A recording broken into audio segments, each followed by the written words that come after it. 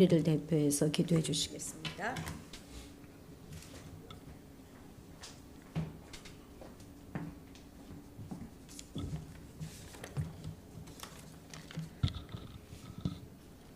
천지 만물을 다스리고 통치하시는 하나님 아버지, 주님의 이름을 높이며 주님을 찬양합니다. 우리의 마음 모아 주님을 높이며 찬양하오니 찬양과 영광을 받아주시옵소서. 죽을 수밖에 없는 죄인된 우리들을 십자가의 사랑으로 자녀 삼아 주시고 주님의 보호 아래 살게 하시니 감사를 드립니다. 주님의 보호 아래 평안을 누리며 살다 보니 모든 것이 주님의 은혜인지 깨닫지 못하고 내 노력과 열심으로 잘 살고 있다고 착각하며 살 때가 너무나 많이 있었습니다. 삶의 중심에 주님을 모시기보다 내 생각, 내 방법, 내 욕심을 내려놓지 못한 채 내 의로 살아가고 있었음을 회개합니다. 주님, 우리에게 예수 그리스도의 보혈을 부어주시고 날마다 새롭게 새로운 은혜와 감사로 살아가게 하여 주시옵소서. 하나님, 우리나라를 위하여 기도합니다. 우리나라에 태어나게 하신 하나님 감사합니다. 우리나라에 태어나 살아가는 것이 그저 우연인지 알았습니다. 그동안 나라가 어려워지고 주님이 허락하신 놀라운 부흥과 발전의 은혜가 그저 당연한지 알았습니다. 우리의 무지함을 용서하여 주시옵소서. 우리의 안일함을 용서하여 주시옵소서. 우리의 무관심과 우리의 무지함이 축복의 나라 대한민국을 위기로 몰아넣었고 하나님이 아닌 다른 것들을 바라보며 마음에 우상을 세웠습니다. 우리나라의 어려움은 그 누구 때문도 아닌 나 때문입니다. 우리 때문입니다. 나라를 지키고 나라를 위해 기도하는 사명을 주셨음을 잊고 외면하며 살았던 우리의 모습을 용서하여 주시옵소서. 이 나라를 긍휼히 여겨 주시옵소서. 지금이라도 깨어나 나라를 위해 눈물을 흘려 기도하며 우리 믿음의 조상들이 이루어 놓은 이 나라, 이 땅을 주님 지켜주시옵소서. 이 나라의 악법들을 막아주시고 기업을 지켜주시며 기업과 근로자가 하나가 되어 경제를 살리고 공산주의의 이념들이 물러나고 공산주의 체제가 붕괴되게 하여 주시옵소서. 또한 믿음으로 기도하며 나라를 지키기 위해 애쓰는 자들을 천군 천사를 동원하여 보호하여 주시고 오직 그리스도의 율법과 믿음 안에 이 나라를 지켜나갈 수 있도록 인도하여 주시옵소서. 교회를 위해 기도합니다. 화도드림 교회를 세워주신 주님의 은혜에 무한한 감사를 드립니다. 주 안에 서로 화목하며 섬기며 살아가게 하심은 주님의 은혜입니다. 서로 섬김의 열매를 맺으며 사랑으로 아끼고 함께 협력하여 선을 이루게 하여 주시옵소서. 주님께서 예비하신 주님의 자녀들을 보내주시고 함께 주님을 높이며 주님의 자녀다운 삶을 살아가게 인도하여 주시옵소서. 이 지역의 어렵고 힘든 자들을 기억하며 돌보는 교회가 되게 하시고 주님께서 우리에게 주신 크고 놀라운 사랑을 우리가 나아가 실천하고 예수님의 모습처럼 닮아가는 교회가 되게 하여 주시옵소서. 두 분의 목사님을 위해 기도합니다. 세상이 변하고 바뀌어도 주님의 말씀은 변함이 없습니다. 오직 주님을 향한 진리만 선포하게 하시며 사단막이 틈타지 아니하게 늘 강건함으로 지켜주시옵소서. 성령의 능력을 허락하셔서 주님의 주권 아래 귀한 말씀 선포할 때마다 악한 것들은 떠나가고 오직 주의 능력만이 나타나도록 인도하여 주시옵소서. 오늘 말씀을 통하여 우리 한 사람 한 사람 주님 만나주시고 주님의 말씀이 생수의 강처럼 우리 마음 안에 흘러넘쳐 살아 움직이고 새롭게 변화되는 시간이 되게 하여 주시옵소서. 주님, 이 예배를 기뻐 받아주시기를 간절히 바라옵고 원하오며 거룩하신 예수 그리스도의 이름으로 기도드렸습니다. 아멘.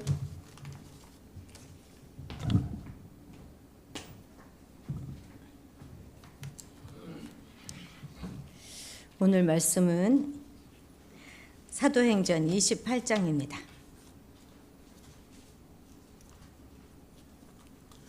28장 1절부터 10절까지 한 목소리로 읽겠습니다. 28장 1절부터 10절까지입니다. 우리가 한 목소리로 같이 읽도록 하겠습니다. 우리가 구조된 후에 안즉 그 섬은 멜리데라 하더라. 비가 오고 날이 참에 원주민들이 우리에게 특별한 동정을 하여 불을 피워 우리를 다 영접하더라. 바울이 나무 한 묶음을 거두어 불에 넣으니 뜨거움으로 말미암아 독사가 나와 그 손을 물고 있는지라. 원주민들이 이 짐승이 그 손에 매달려 있음을 보고 서로 말하되 진실로 이 사람은 살인한 자로다. 바다에서는 구조를 받았으나 공의가 그를 살지 못하게 함이로다 하더니 바울이 그 짐승을 불에 떨어버리매 조금도 상함이 없더라. 그들은 그가 붙든지 혹은 갑자기 쓰러져 죽을 줄로 기다렸다가 오래 기다려도 그에게 아무 이상이 없음을 보고 돌이켜 생각하여 말하되 그를 신이라 하더라. 이 섬에서 가장 높은 사람 보블리오라 하는 이가 그 근처에 토지가 있는지라. 그가 우리를 영접하여 사흘이나 친절히 머물게 하더니 보블리오의 부친이 열병과 이질에 걸려 누워 있거늘 바울이 들어가서 기도하고 그에게 안수하여 낫게 하매 이러므로 섬 가운데 다른 병든 사람들이 와서 고침을 받고 후한 예로 우리를 대접하고 떠날 때에 우리 쓸 것을 배에 실었더라. 아멘. 아멘. 이원기 목사님 나오셔서 말씀 전해 주시겠습니다.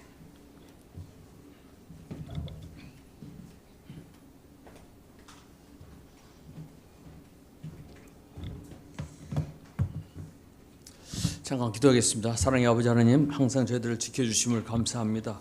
오늘도 귀한 시간 저희들에게 허락하여 주셔서 주님 주신 말씀을 통해서 은혜 받기를 원합니다. 전하는 자나 듣는 자나 한 마음 한 뜻이 되어서 주님 주신 말씀을 통해서 귀한 시간들을 될 수 있도록 주님이 이끌어 주시옵소서. 감사하며 예수님 이름 받들어서 기도했습니다. 아멘.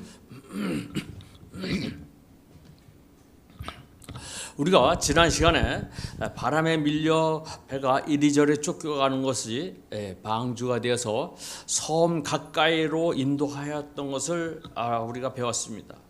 표류하는 것 같았는데 망망대해서 아무것도 안 보이니까 의미 없이 밀려 다니는 줄 알았는데 사실은 바람에 의해서 구원받을 수 있는 섬으로 가고 있었던 것입니다. 유라굴라 광풍이 몰아닥칠 때 배는 통제력을 잃고 해도 별도 보이지 않는 칠흑 같은 어둠 속에서 사람들은 대체 내가 타고 있는 배가 어느 방향으로 가는지 어디로 휩쓸리는지조차 알지 못했습니다. 그러나 이 알렉산드리아 배는 하나님이 바울에게 하신 말씀을 이루시기 위하여 풍랑하는 것 같았지만 바람을 이리저리로 불어서 배를 목적지까지 인도하여 가고 있었던 것입니다. 25절 26절입니다. 그러므로 여러분이요 안심하라. 나는 내 말씀하신 그대로 되리라 하고 하나님을 믿노라. 그런즉 우리가 반드시 한 섬에 걸리리라 하더라. 하나님은 반드시 우리를 한 섬에 상륙할 것이라는 것을 사도 바울은 그 하나님의 말씀을 믿는다고 고백을 하지만 26절에 보면 한 섬에 걸리리라 이 말씀에는요 그 섬에 하나님께서 가게 하는 목적이 있음을 우리는 볼 수가 있습니다. 최종 목적으로 닻을 달고 길을 해제하고 바람에 의해서 방주가 되어서 섬에 도착할 수가 있었습니다. 하나님이 약속하신 그대로 된 것이죠. 41절입니다. 두 물이 합하여 흐르는 곳을 만나 배를 걸매 이들은 부딪혀 움직일 수 없이 붉고 고물은 큰 물결에 깨어져 가니. 섬에 도착한 배는요 파손이 되어서 움직일 수가 없었습니다. 그때에 42절입니다.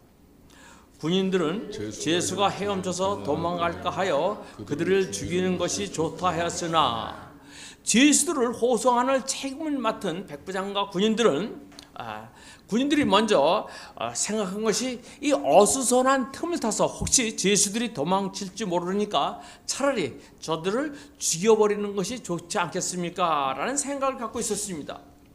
당시 로마 제국의 법에 의하면은 사형수를 놓치거나 아니면 그 사형수를 지키고 있던 경비병이나 호송병이 놓치게 되면은 대신 사형당하는 제도가 있었습니다.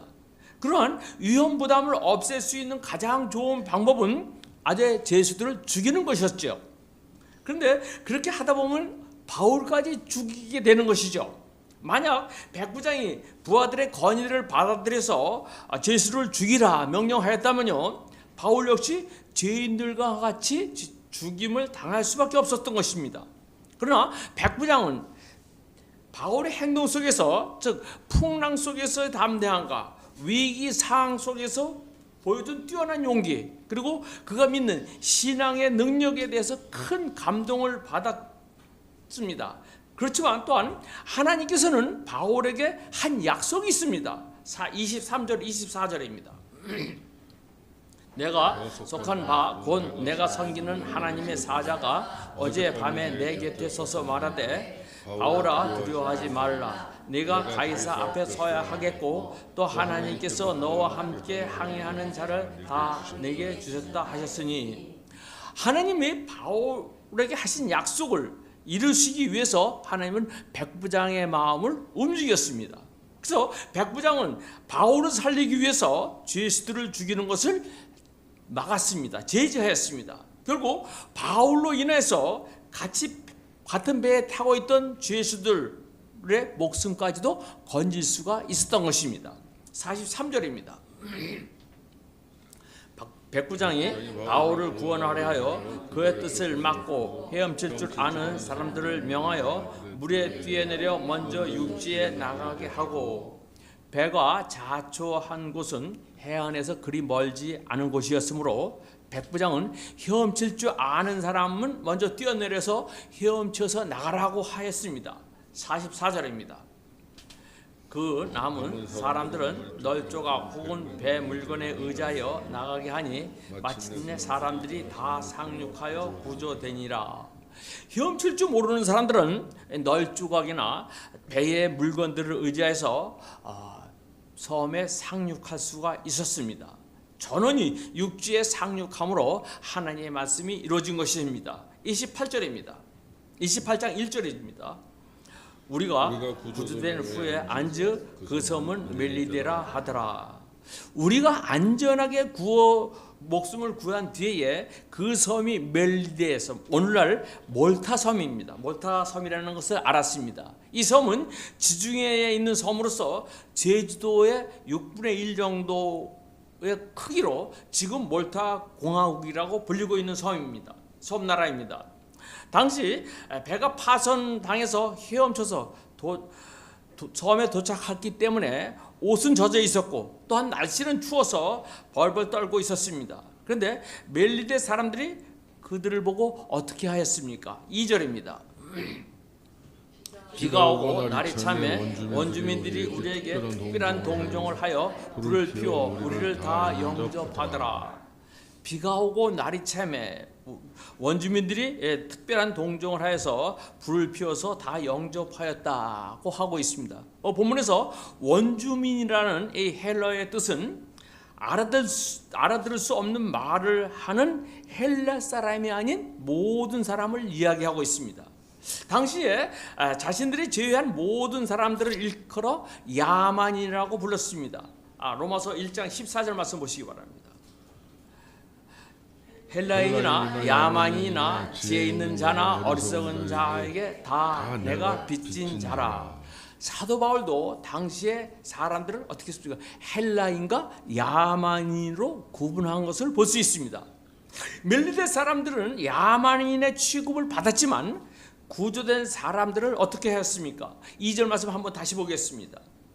비가 오고 날이 차매 원주민들이 우리에게 특별한 동정을 하여 불을 피워 우리를 다 영접하더라. 멜리데 섬 사람들은요, 하나님을 모르는 사람들이지만 떠내려온 사람들이 죄수인지 군인인지 장사꾼인지 묻지를 않고 폭풍을 만나서 난파해서 물에 빠져서 추워하고 있기 때문에 이 사람들을 위해서 모닥불을 피워줬습니다. 그리고 몸을 녹일 수 있도록 아주 큰 친절을 원주민 사람들이 이들에게 베풀었던 것이죠. 야만인이라고 무시당하던 멜리데 섬 주민들이 내 편 가리지 않고 진심으로 바울의 일행을 맞이하여 주었던 것입니다. 여러분, 예수님께서 이 땅에 오신 목적이 무엇입니까? 에베소 2장 14절입니다. 그는 우리의 화평이시니라. 둘로 하나를 만드사 원수된 것 곧 중간에 막힌 담을 자기 육체로 거시고, 예수님께서는 십자가에 못 박혀 죽으심으로 하나님과 원수된 우리를 하나 되게 하셨습니다. 예수님께서 하나 되게 하신 것처럼 우리도 하나 되는 일에 쓰임을 받아야지 되는 것이죠. 구별하거나 차별하지 않고 친절을 베풀음으로써 예수님의 공동체인 교회가 하나가 되는 것, 이것이 주님의 뜻이기도 한 것입니다. 밀리테 원주민들은 진심으로 불을 피워서 영접할 때에 어떤 일이 발생하였습니까? 3절입니다. 바울이 나무 한 묶음을 거두어 불에 넣으니 뜨거움으로 말미암아 독사가 나와 그 손을 물고 있는지라.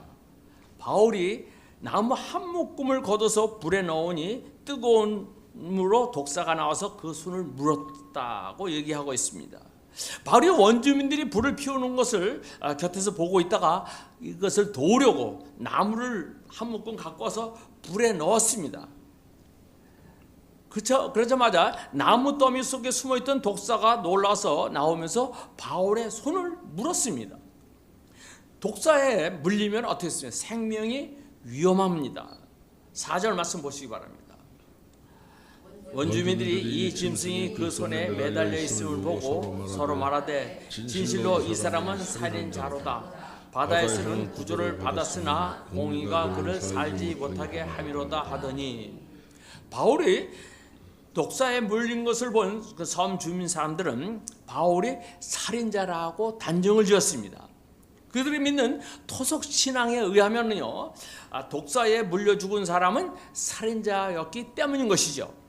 그들은 살인자인 바울이 죽음의 광풍에서 살아났지만 공의의 심판은 피하지 못하여서 독사에게 물려서 죽을 것이라고 생각했습니다. 근데 그들 눈앞에서 놀라운 일들이 벌어졌죠. 5절 말씀 보시기 바랍니다. 바울이 그 짐승을 불에 떨어버림에 조금도 상함이 없더라. 바울은 자신을 물은 독사에게 독사를 붙어 떨어뜨렸고, 바울은 아무런 상처를 입지 않았습니다. 6절 말씀입니다. 그들은 그가 붙든지 혹은 갑자기 쓰러져 죽을 줄로 기다렸다가 오래 기다려도 그에게 아무 이상이 없음을 보고 돌이켜 생각하여 말하되 그를 신이라 하더라. 독사에 물린 바울이 죽을 줄 알았는데 죽지 않았습니다. 원주민들은 독에 대한 반응이 오기를 기다렸습니다. 시간이 지나면 죽을 것이라고 생각했는데 예상외로 많은 시간이 흘렀어도 바울에게는 이상이 나타나지 않고 죽지 않았습니다. 쓰러지지 않았습니다. 밀리데 사람들은 똑같이 생긴 뱀에게 물린 사람들이 죽는 것을 많이 보았기 때문에 이렇게 생각한 것이죠. 죽지 않고 멀쩡하니까 뭐라고 얘기합니까? 그를 신이라고 칭하고 있습니다. 밀리데 섬 주민들은 바울이 독사에 물렸을 때 살인자라고 여겼습니다. 근데 바울이 독사에 물렸어도 죽지 않으니까 뭐라고 얘기합니까? 신이라고 얘기합니다. 즉 극과 극의 표현이죠. 극단적에서 극단으로 나간 것이죠. 극단에서 극단의 행동을 한 것을 우리는 또한 성경에서 볼 수 있습니다. 대표적인 사람이 베드로이죠. 마태복음 16장 15절 16절입니다. 이르시되 너희는 나를 누구를 하냐? 시몬 베드로가 대답하여 이르시되 주는 그리스도시요 살아계신 하나님의 아들이시니이다. 예수님이 베드로에게 너는 나를 누구라 하느냐 물었을 때에 주는 그리스도시요 살아계신 하나님의 아들이라고 위대한 고백을 베드로가 했습니다. 17절 말씀입니다. 예수께서 대답하여 이르시되 바요나 시몬아 내가 복이 있도다. 이를 내게 할 이는 혈육이 아니요 하늘에 계신 내 아버지시니라. 내가 복이 있다. 이를 너에게 알려주신 분은 하늘에 계신 아버지라고 바울을 칭찬했습니다. 예수님의 칭찬을 받았습니다. 21절입니다. 이때로부터 예수 그리스도께서 자기가 예루살렘에 올라가 장로들과 대제사장들과 서기관들에게 많은 권한을 받고 죽임을 당하고 제3일에 살아나야 할 것을 제자들에게 비로소 나타내시니 바울을 칭찬하고 그리고 예수님은 그리스도 구원자는 권한을 받고 죽었다가 다시 살아날 것을 말씀하였습니다. 22절입니다. 베드로가 예수를 붙들고 항변하여 이르되 주여 그리 마옵소서 이 일이 결코 주께 미치지 아니하리이다. 베드로가 그러면 안 됩니다. 이 일이 결코 주께 일어나서는 안 됩니다 하고 예수님을 붙들고 야단 난리를 친 것을 볼 수 있습니다. 그래서 예수님이 꾸짖었죠. 23절입니다. 예수께서 하시되 베드로에게 이르시되 사탄아 내 뒤로 물러가라. 너는 나를 넘어지게 하는 자로다. 내가 하나님의 일을 생각하지 아니하고 도리어 사람 일을 생각하는도다 하시고 예수님이 뭐라고 했습니까? 사탄아 내 뒤로 물러가라 하셨습니다. 조금 전에는 아주 칭찬을 들었던 이 베드로 지금 무슨 말을 듣습니까? 사탄이라는 최악의 말을 듣습니다. 즉 베드로는 극과 극을 체험한 것이죠. 우리 신앙은 정말 이와 같이 극과 극이 아니라 중용이 중요합니다. 우리의 신앙도 극을 달리고 있지는 않습니까? 제가 제주도 내려가기 전에 한국 예루살렘 교회, 지금은 예수 중심 교회를 다녔었습니다. 물론 이분의 신유언서가 아주 강하기 때문에 교회는 크게 부흥이 됐습니다. 그런데 이분의 말씀 가운데 이분의 지론은 귀신을 쫓아내지 내지 못하는 목사는 목사가 아니다라는 지론을 갖고 있습니다. 여러분, 그러나 목사라고 다 귀신을 쫓아낼 수 있는 것은 아니죠. 각자에게 주신 은사가 다르기 때문에 각자에 주신 은사대로 해놓은 것인데 이분은 극단적으로 목사는 당연히 귀신을 쫓아내야 된다라는 생각을 갖고 있었던 것입니다. 또 제주도에 내려가 보니까요, 이 말세론에 초점을 맞추고 모든 말씀을 또 말세에다가 연결시키시는 목사님이 또 있었습니다. 여러분 분명히 우리가 알아야 될 것은 말씀의 중심에 서서 말씀을 갖고 우리는 그 말씀의 판단을 받아야 될 것입니다. 다시 본문에 돌아가서 보면요, 섬 주민들은 독사에게 물린 바울의 손이 금방 부어오르고 죽을 줄 알았습니다. 그렇지만 시간이 지나도 바울은 멀쩡했습니다. 상식적으로 있을 수 있는 일들이 아니죠.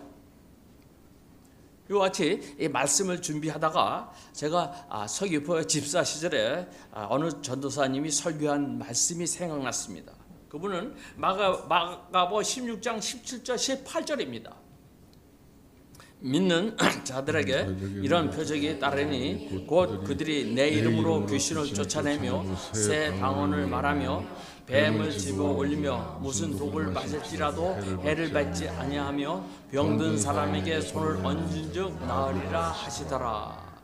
이 말씀을 갖고 설교를 하셨는데 이 말씀을 위해서 많은 사람들이, 믿음 좋은 사람들이 일부러 뱀에 손을 놓고 또 일부러 독을 마셨는데 그 사람들이 죽었다. 이렇게 얘기하면서 성도들에게 의문문을 갖게 하는 설교를 하더라고요. 당시에 저는 집사 때문에 단지 좀 의아하다 하는 생각만 갖고 있었는데 지금 이렇게 말씀을 보니까요, 이 문맥을 보면 어떻겠습니까? 믿는 사람들에게는 라는 말씀이 나옵니다. 먼저. 그리고 목숨을 걸고 예수님의 복음을 들고 나가서 전하는 사람들에게는 이와 같이 놀라운 일들이 일어날 것이라는 하나님의 약속의 말씀이죠. 근데 어디 내가 한번 해볼까 하고 시험을 한다 하면은 그것은 완전히 죽을 수 있다. 이거는 하나님은 시험하지 말랐는데 시험하는 생각으로 이러한 일들을 한다면 하나님은 책임져 주지 않는다는 것입니다.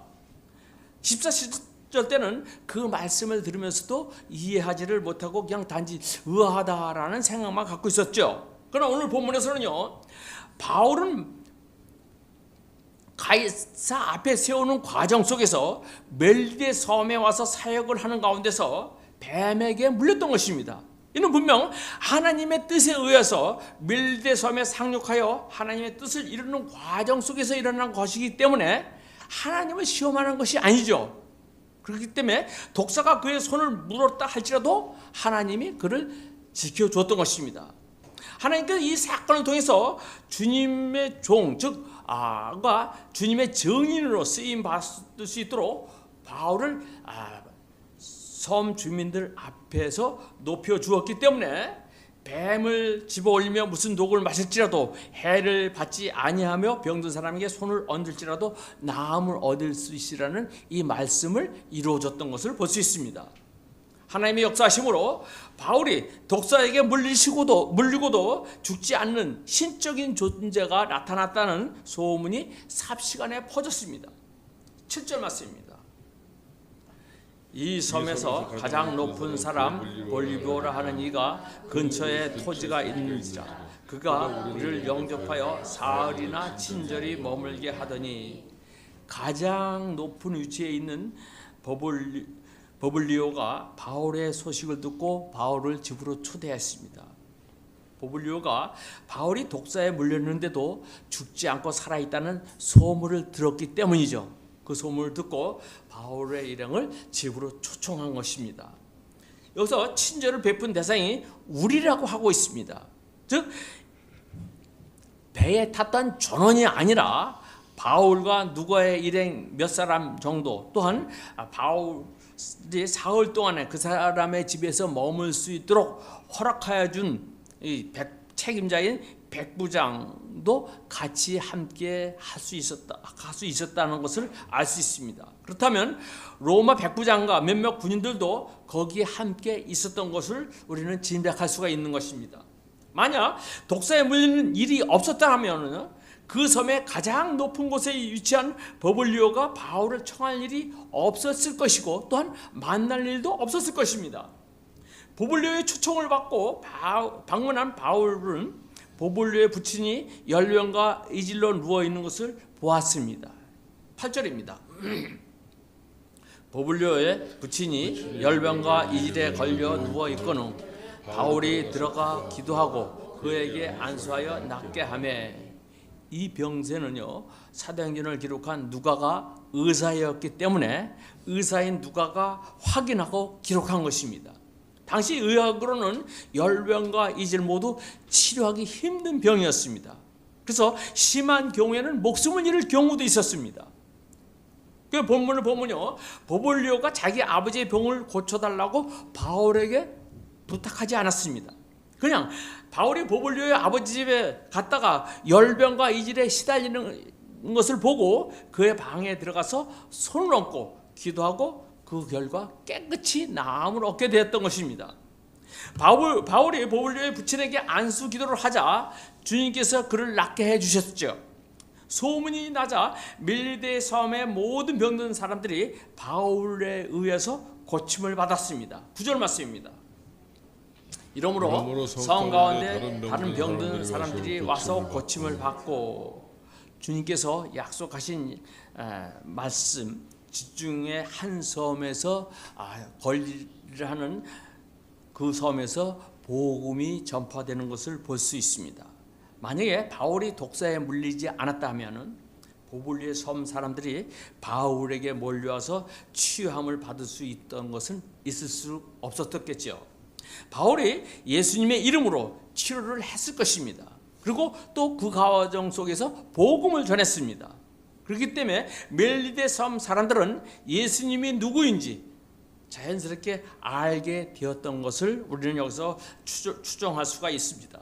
남편된 사람들을 특별한 동정심을 갖고 대해주었던 멜리데 섬 사람들에게 하나님이 주신 은혜일 수 있는 것이죠. 나그네가 줄이고 목마를 때, 그리고 추위에 떨고 있을 때 영접하는 사람은 곧 주님을 영접하는 사람인 것이죠. 멜리데 사람들이 난파된 사람들을 영접한 것이 곧 주님을 영접한 결과가 되었던 것입니다. 주님께서는 사도 바울을 통해서 멜리데 섬 사람들에게 화답해 주었습니다. 주님께서는 사도 바울을 통해서 멜리데 사람들에게 자비를 베풀어 주었는데, 멜리데 섬 사람들은 또한 바울 일행에게 어떻게 살해를 했습니다. 10절 말씀입니다. 후한 예로 우리를 대접하고 떠날 때에 우리 쓸 것을 배에 실었더라. 섬을 떠날 때에 쓸 것을 배에 실어줬습니다. 하나님께서는 우리가 선을 베풀기를 원하십니다. 선을 베풀면 그 선이 되돌아옵니다. 뿌린 대로 거둬들이는 것입니다. 바울은 3개월간 멜리데 섬, 오늘날 몰타 섬에 머무르면서 복음을 전할 수 있게 된 사건인 것이죠. 바울이 독사에 물렸어도 죽지 않는 사건, 그리고 아버지의 병을 고쳐준 사건, 그 외에 많은 사람들이 바울의 기도로 고침을 받았기 때문에 바울이 전하는 예수 그리스도의 복음을 듣고 그 복음을 믿고 예수 그리스도를 받아들이게 된 것이죠. 본문에는 기록되지 않았지만 수많은 사람들이 복음을 듣고 구원받은 역사가 일어난 것입니다. 그래서 지금도 바울이 독사에 물린 곳에 기념하는 기념교회가 세워졌다고 하고 있습니다. 끝까지 하나님의 말씀을 믿고 인내함으로 예수 그리스도의 복음을 전파할 수 있었던 바울처럼 어떠한 상황 속에서도, 어떠한 장소에서도 항상 하나님이 지켜주시고 돌봐주신다는 것을 믿고 좌로나 우로나 흔들리지 않는 바울과 같은 신앙을 소유할 수 있는 여러분과 저가 되기를 주님의 이름으로 축원을 드립니다. 기도하겠습니다. 어려운 문제에 직면했을 때 그 일을 통하여서 하나님께서 행하신 선하신 뜻 우리가 알고 있습니다. 하나님께서 우리에게 주신 뜻을 우리는 분명히 알고 그것을 기억하면서 끝까지 인내하면서 하나님의 영광 돌리는 믿음의 삶을 살 수 있도록 주님께서 이끌어 주시옵소서. 예수님 이름 받들어서 기도했습니다. 아멘.